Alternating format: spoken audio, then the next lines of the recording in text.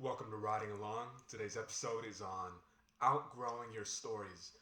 Fact is, sometimes you're going to write stuff and accidentally you might save things from the past and you might find it again and just look over it and not be really content with what it represents. And if you're trying to write, if you're especially a book or something, check out How to Write a Book in 30 Days. Show it at the beginning of all my videos, but it's especially relevant here. When you get a book, it serves as like a landmark. When you write a story and complete something, it serves as this beacon, this kind of pinnacle you reached. And it's not where you remain, it's not the top, which is why sometimes you're going to outgrow your stories and your chapters, your poems, any kind of writing, really. I mean, I'm talking go through all the emails. You'll be like, oh, I wrote like that, or I said that, It it's a progressive development. And in fact, feeling that is a great thing. I would go ahead and venture to say it's a sign that you are developing as a writer, that you are coming to your own and are finding a certain degree of confidence in your writing to the point where your brain is able to really perceive a visual, intellectual, content difference between what you did in the past and what you're doing now. So it's really a great place to be, and it's something you'll experience at some point in your writing life. It could happen early on. It could happen. Well, what I used to do, I would get stuff down and just have it in my phone notes. This is before I had anything, and I would look back at it a week, maybe like a couple of weeks, a month later, and it just wouldn't look like anything I really wanted to represent me. It just wasn't consistent. It wasn't any longer an object or entity that could coexist with me in the present, which is exactly, again, what writing is. It transcends certain bounds. It's more than just a photograph, right? It's not just still. It's pretty dynamic, and through this process, you're deducing ideas and higher concepts from your brain into writing, and you're capturing time. If you're writing, you're not just a time traveler, right? I mean, you're a photographer in a sense, but more than photography, it's another dimension. It's taking another step in that general art, in that general practice of preserving something.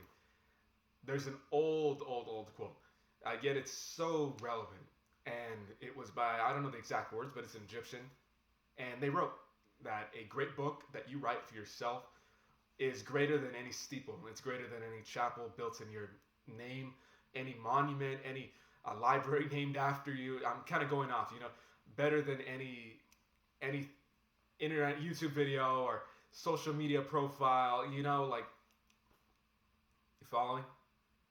A book is something that stands the test of time. It's hard to get rid of. I mean, they're obnoxiously present, and especially when you print, not even a lot. I'm not even talking thousands. I'm just talking 100, a couple hundred, and they're just scattered over the world. You can't exactly get rid of those. So, again, books and written works in general, things that are printed and put out like that, you're going to have to understand that it's going to not just represent you as a person for the rest of your life. Again, it's going to signify that moment in time that you captured. And not many people capture them. Most people just kind of live their lives with experiencing every moment as it comes, but not really making anything of it, not really creating something through, within it, and for it, standing for it. It doesn't always have to be this complete, elegant masterpiece that you're chasing. It just has to be true. And I'm writing fiction, David. What do you mean true? You're not lying about where it's coming from. You're not attempting to forge something. You're not trying to push something out of you that really isn't of any bearing or resemblance to the inner voice inside of you that is giving you the words. All right, distance yourself a little bit from it as a whole. All of your words, all of your best ideas, yeah, you can attribute them to your name, to your identity. You can even put your name on front, but there's a lot in you. There are a lot of voices. I don't just mean voices speaking to your, hallucinations. I think I said this before. I mean, maybe it is, but there are other things you have to kind of give credit for. It's not, you're not just a singularity, okay? You're not just the host of this one. No, there's so many components within you that are brought together, in your flesh, right? Through your eyes, through your features, through your appearance, through your voice, through your thoughts. A lot of things coming together. Same thing with writing. So don't fear, oh no, like my writing it doesn't really abide by what I want it to. It doesn't look the way I want it to. I want my writing to be eternal. I want it to be a statement about me that never becomes outdated. And the fact is, if you're thinking in terms of time like that, you already have a problem in terms of how you're seeing your own identity, how you're seeing your own personhood. And a lot of people aren't teaching this, but what I'm trying to do for anyone who listens to this content, if you're listening to the podcast or watching it on YouTube here, is I want you to have stuff that doesn't expire, stuff that you don't outgrow. You're going to outgrow your stories. It's just going to happen. But I don't want you to get advice that you're going to outgrow. So this is going to, it sticks with you. It kind of doesn't go away because it's just knowledge. It's self-knowledge, self-understanding. I'm here looking at you or speaking to you, right? And I'm not an encyclopedia, okay? I'm not giving you do this and do that and do that and don't do this and don't do that. Some of my videos are titled like that and some of the content is directed in that way. But really what I'm doing is giving you words and advice that instill within you realizations that are already there. I don't just say it as a catchy slogan, okay? There's a writer in you right now.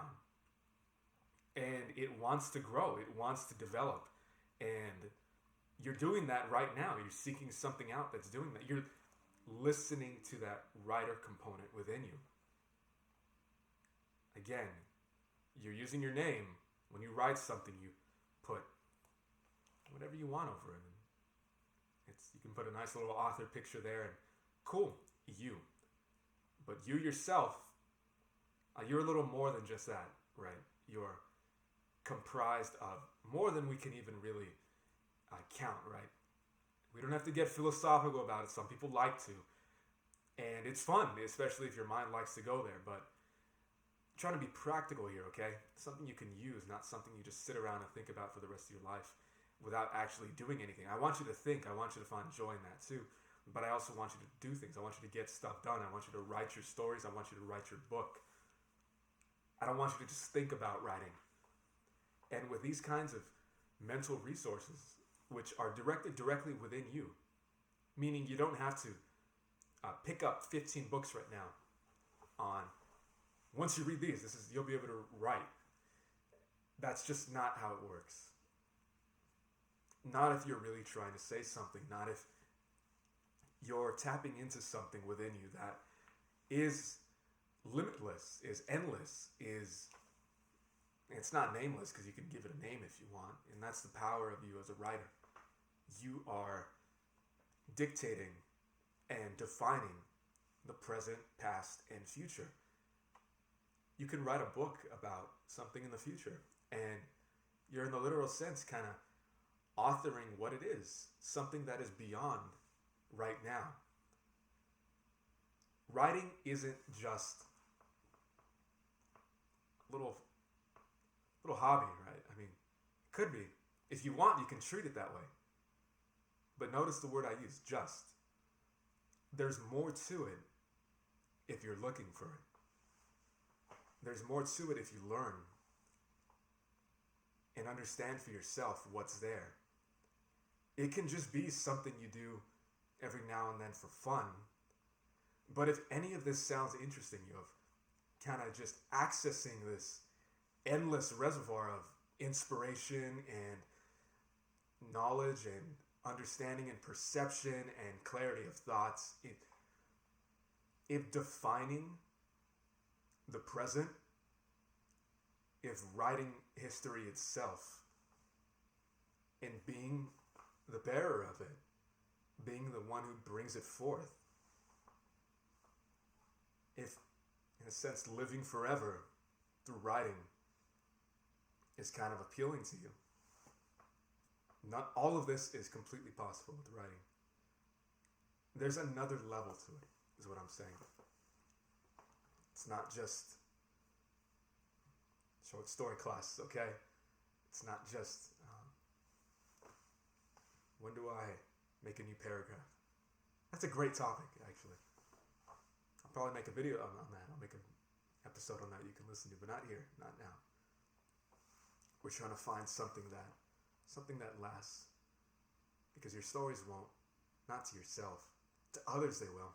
And again, they will relate with people who are existing in that point in time. You see what I'm saying?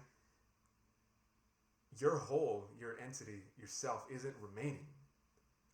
You're moving forward. You're doing new things in your life. There's a new age, a new number you attribute to yourself as well. New places you're in, new thoughts you're having, new people who are in your lives. You're changing. But your writing somehow is the same. It's still the same words. You're not editing your book in someone's hands after someone's there reading it. You're not just ripping it out of their hands and tearing out pages and writing new stuff. That's not happening. Not if you're sane, okay? And yet somehow it's still linked to you. This fixed thing is linked to changing you.